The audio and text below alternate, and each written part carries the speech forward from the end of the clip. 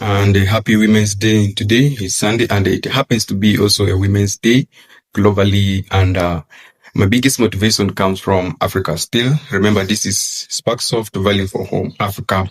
And this is me, CP Mindset. And my biggest motivation comes from Aniel. She's a South Sudanese model who has also featured in the culture film in her modeling career.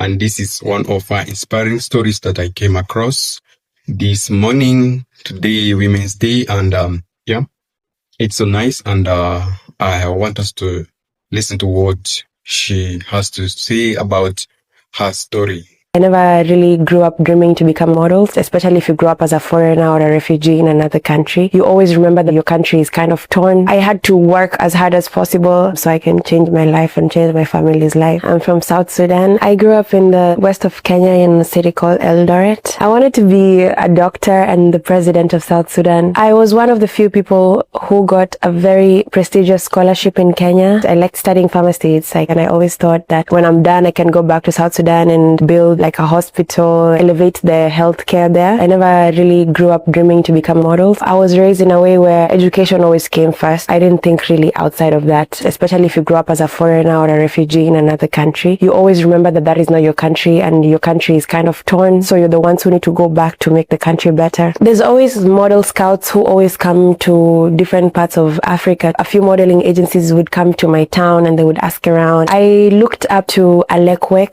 Anokiai, Duta Cage. I saw a lot of myself in them. I just saw that they acquired and achieved so much and the things that they did for themselves. And so I also wanted to be the same so I can change my life and change my family's life. I ended up coming into the industry. I didn't have any expectations coming because I didn't know what to expect. Honestly, it was difficult, mostly because the people who matter to me the most, that's family, didn't really know what exactly I was doing because I lied that I was coming for an exchange program. I knew that I did not have the luxury of a plan B. So I had to work as hard as possible to be the best in this industry, to be the best of myself so that I can have longevity in my career. Having that mindset really helped me to adapt. It's gone pretty well. I've worked with some really prestigious fashion houses and I'm grateful to the industry. They've really supported me and I've made so much progress since I came. The girl that I was before is definitely not the girl that I am today. I could say I had interest in cinema. I didn't think it would come this quick, honestly. I always thought that I can act. I'm very grateful and I'm happy that the first film I did is a film that tells my story and the story of so many other young girls out there. It made me feel so seen and heard. For the first time in mainstream media, we have a film that tells the life of a model but from an African girl's perspective. It took me back to my own experience and I think for the first time I'm stopping to look back at my journey. The younger version